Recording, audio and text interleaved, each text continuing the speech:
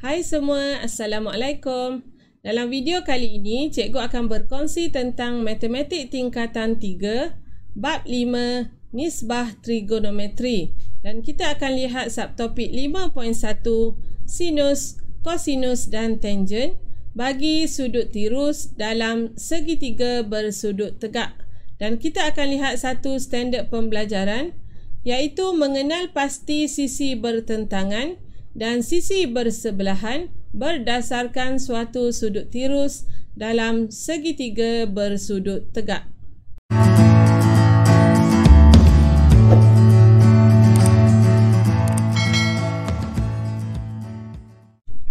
Dalam tajuk nisbah trigonometri pada kali ini, kita akan lihat tentang segitiga bersudut tegak dan perkaitan di antara sisi-sisi segitiga bersudut tegak tersebut. Okey, katakan ini ialah satu contoh segitiga bersudut tegak, segitiga A, B dan C. Okey, dan kita akan lihat yang manakah sisi bertentangan, sisi bersebelahan dan juga hipotenus. Okey, apabila dinyatakan satu sudut tirus dalam segitiga tersebut. Dan istilah hipotenus kamu dah jumpa dalam tajuk teorem Pythagoras, tajuk tingkatan 1. Okey, dan hipotenus ialah sisi terpanjang dalam suatu segitiga bersudut tegak. Okey, jadi yang pertama sekali kita akan kenal pasti dahulu yang manakah hipotenus bagi segitiga ABC ini. Jadi cara paling mudah nak kenal hipotenus, kamu lihat dekat mana sudut 90 darjah. Dan hipotenus ialah setentang dengan sudut 90 darjah. Jadi di sini ini ialah hipotenus. Okey, iaitu sisi AC. Okey. Jadi untuk menentukan pula sisi bertentangan dan sisi bersebelahan, mestilah ada satu sudut. Okey, satu sudut tirus. Katakan cikgu pilih sudut tirusnya berada di sini. Okey, sudut A berada di sini. Jadi, yang manakah sisi bertentangan bagi A dan sisi bersebelahan bagi A? Jadi, sudut A ada kat sini. Setentang dengannya ialah yang ini, iaitu sisi CB.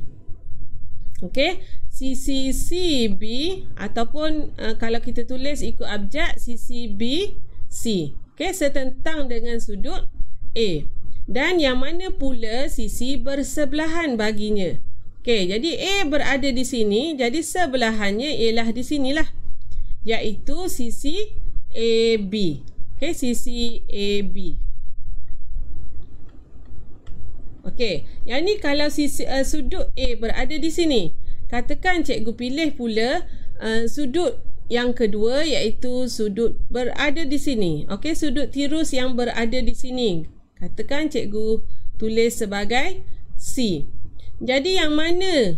Yang mana pula sisi bertentangan bagi sudut C? Okey, jadi kita lihatlah. Okey, yang ni.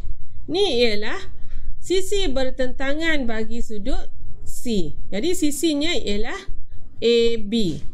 Okey. Okey, sudutnya warna pink. Jadi yang ni pun cikgu warnakan pink juga. Okey, sisi yang setentang dengan sudut C. Dan sisi yang bersebelahan ialah sisi yang di sini, iaitu sisi CB ataupun kita tulis sebagai BC. Okey, cikgu harap boleh jelas dan tidak keliru untuk menentukan sisi bertentangan dan juga sisi bersebelahan. Okey, untuk lebih jelas lagi kita akan lihat soalan dalam buku teks ni ya. Berdasarkan segitiga bersudut tegak di bawah, salin dan lengkapkan jadual yang diberi. Okey, yang pertama, kita lihat segitiga PQR. Okey, PQR, kita lihat dahulu hipotenusnya. Okey, Q di sini, sudut 90-nya di sini. Okey, jadi hipotenusnya ialah yang ni. Jadi jangan kacau dah lepas ni ya. Hipotenus tetap, iaitu PR. Okey, PR. Bagi segitiga yang sama, hipotenusnya ialah garis yang sama, sisi yang sama. Okey, dan kita lihat pula untuk sudut yang pertama, iaitu sudut QPR.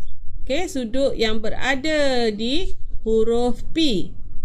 Okey, jadi sudut di sini, yang mana sisi bertentangannya, okey, lihat anak panah cikgu ya.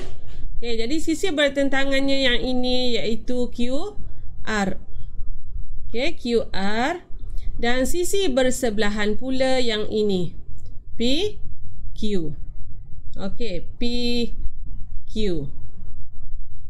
Okey, kita lihat pula sudut yang kedua, PRQ. Okey, jadi sudut yang berada pada huruf di tengah iaitu huruf R.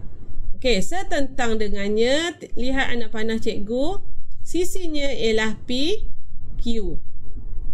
PQ. Dan sisi bersebelahannya ialah yang di sebelahnya, QR. Okey, selesai segitiga yang pertama.